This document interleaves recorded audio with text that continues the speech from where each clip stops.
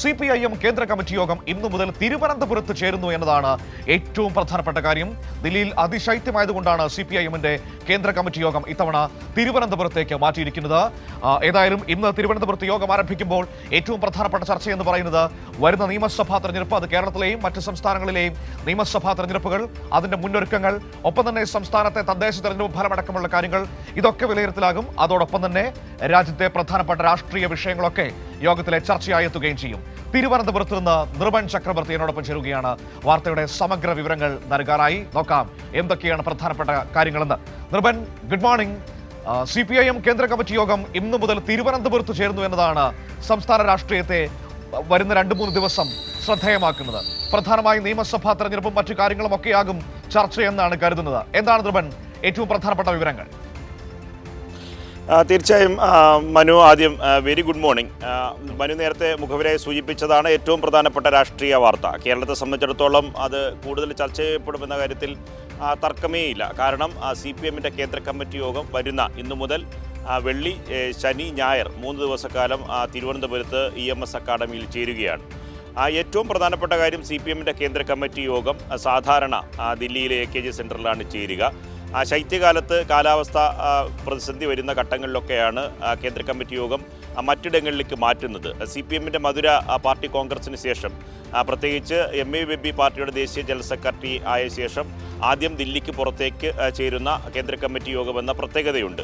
ഈ കേന്ദ്ര കമ്മിറ്റി യോഗത്തിൻ്റെ ഏറ്റവും സവിശേഷത എന്ന് പറയുന്നത് 5 സംസ്ഥാനങ്ങളിലെ നിയമസഭാ തെരഞ്ഞെടുപ്പാണ്. അതിൻ്റെ മുന്നൊരുക്കങ്ങൾ, അതിലെ രാഷ്ട്രീയ ലൈൻ അടക്കമുള്ള കാര്യങ്ങൾ സ്വാഭാവികമായും കേന്ദ്ര കമ്മിറ്റി യോഗത്തിൽ ചർച്ച ചെയ്യപ്പെടും.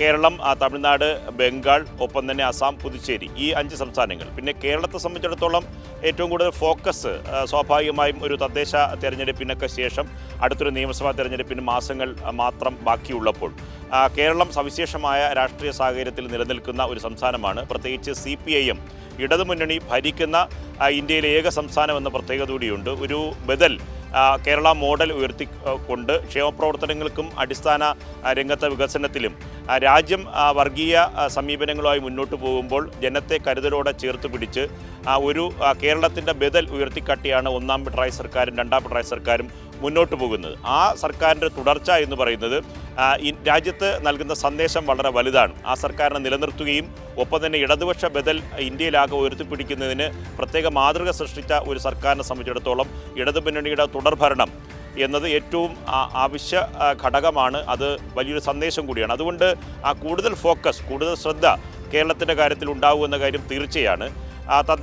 നേരത്തെ തന്നെ മനു സൂചിപ്പിച്ചതുപോലെ തദ്ദേശ തെരഞ്ഞെടുപ്പിൻ്റെ ഫലം അത് സംബന്ധിച്ച വിലയിരുത്തൽ സംസ്ഥാന കമ്മിറ്റി വിലയിരുത്തൽ നടത്തിയിട്ടുണ്ട്. അതിൻ്റെ റിപ്പോർട്ട് സ്വാഭാവികമായും കേന്ദ്ര കമ്മിറ്റിയിലും അവതരിപ്പിക്കുകയും അത് ചർച്ച ചെയ്യുകയും ചെയ്യും. അത് സംബന്ധിച്ച് ഏതെങ്കിലും തരത്തിലുള്ള വിയോജിപ്പുകളോ വിലയിരുത്തലുകളോ ഉണ്ടെങ്കിൽ സ്വയം വിമർശനമായി അവ പരിശോധിച്ച് മുന്നോട്ട് പോവുകയാണ്. ഒപ്പം തന്നെ നമുക്കറിയാം, തദ്ദേശ തെരഞ്ഞെടുപ്പിന് ശേഷം ജനങ്ങൾക്ക് ഏതെങ്കിലും തരത്തിൽ പാർട്ടിയെയോ ഒപ്പം തന്നെ സർക്കാരിനെ സംബന്ധിച്ചോ LDFനെ സംബന്ധിച്ചോ ഭരണത്തെ സംബന്ധിച്ചോ എന്തെങ്കിലും തരത്തിലുള്ള അഭിപ്രായ വ്യത്യാസമുണ്ട് എങ്കിൽ അത് നേരിട്ട് കേൾക്കണമെന്ന എന്ന പ്രത്യേകത ഉൾക്കൊണ്ടുകൊണ്ടാണ് ഗൃഹസന്ദർശന പരിപാടി കഴിഞ്ഞ ദിവസം തന്നെ ആരംഭിച്ചത്. CPIMന്റെ ദേശീയ നേതാക്കൾ, CPIMന്റെ ദേശീയ ജനറൽ സെക്രട്ടറി MABP മുതൽ താഴെ തട്ടിലുള്ള ബ്രാഞ്ച് സെക്രട്ടറി വരെയുള്ള മുഴുവൻ പേരും, ജനപ്രതിനിധികളും മന്ത്രിമാരും ഒക്കെ തന്നെ വീട് വീടാന്തരം കയറിയിറങ്ങി ജനങ്ങളെ കേൾക്കുന്നു എന്നതാണ്. കഴിഞ്ഞ ദിവസം അത് വലിയ തരത്തിലുള്ള പ്രചരണം ഉണ്ടായിരുന്നു. ചില വലതുപക്ഷ മാധ്യമങ്ങൾ അത് വിസ്മരിച്ചുവെങ്കിലും ജനങ്ങൾ അത് വളരെ ഗൗരവത്തോടെ തന്നെ സ്വീകരിക്കുന്നു. ഒപ്പം തന്നെ സോഷ്യൽ മീഡിയയിലൊക്കെ തന്നെ അത് സജീവമായി ചർച്ച ചെയ്യുകയും ചെയ്യുന്നുണ്ട്.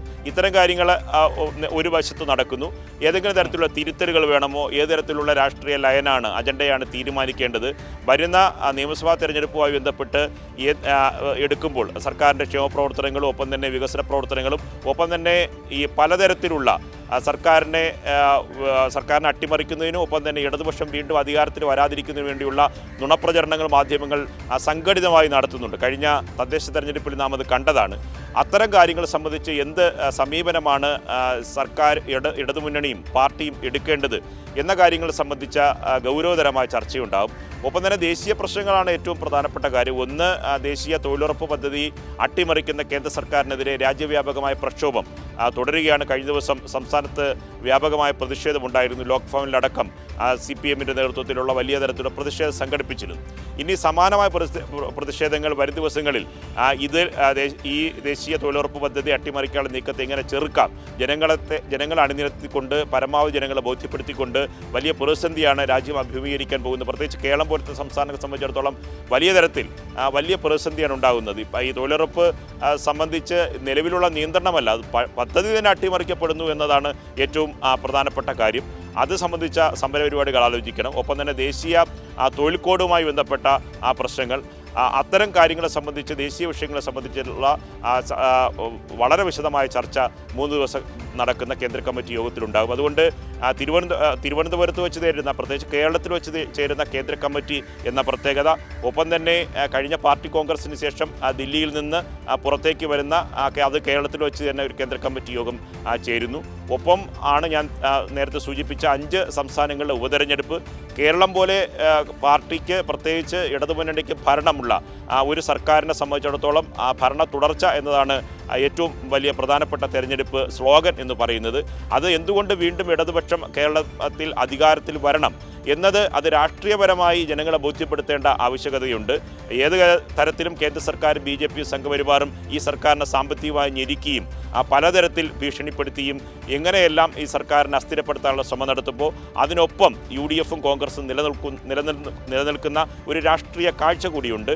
അതിനൊപ്പമാണ് വലതുപക്ഷ മാധ്യമങ്ങൾ സംഘടിതമായ നുണപ്രചരണങ്ങളും ഒരു ഭാഗത്ത് അഴിച്ചുവിടുന്നത്. ഇതിനെയെല്ലാം പ്രതിരോധിച്ചുകൊണ്ട് വേണം ഇടതുപക്ഷത്തിൻ്റെ ഒരു 3ാം സർക്കാരിലേക്ക് കടന്നുപോകാനുള്ള വലിയ തീവ്രമായ ശ്രമം നടത്തേണ്ടത്. അതിനനുസരിച്ചുള്ള രാഷ്ട്രീയ മുന്നൊരുക്കങ്ങൾ, അതെന്തൊക്കെ തരത്തിലായിരിക്കണം തെരഞ്ഞെടുപ്പ് ക്യാമ്പയിനുകൾ നിശ്ചയിക്കുക, ഇത്തരത്തിലുള്ള നുണപ്രചരണങ്ങൾ എങ്ങനെ അതിജീവിക്കാം എന്നതടക്കമുള്ള വിശദമായ ചർച്ചകൾ ഒരു ഭാഗത്തുണ്ടാവും. ഒപ്പം തന്നെ ഞാൻ നേരത്തെ സൂചിപ്പിച്ച ദേശീയ തൊഴിലുറപ്പ് പദ്ധതിയുമായി ബന്ധപ്പെട്ട പ്രശ്നങ്ങൾ, ലേബർ കോഡുമായി ബന്ധപ്പെട്ട കേന്ദ്ര സർക്കാരിൻ്റെ സമീപനം, ഇത്തരത്തിലുള്ള രാജ്യത്ത് ഉയർത്തി കൊണ്ടുവരേണ്ട അതിരൂക്ഷമായ ജനകീയ പ്രക്ഷോഭങ്ങളുമായി ബന്ധപ്പെട്ട കാര്യങ്ങളും കേന്ദ്ര കമ്മിറ്റി യോഗം ചർച്ച ചെയ്യും. മനു.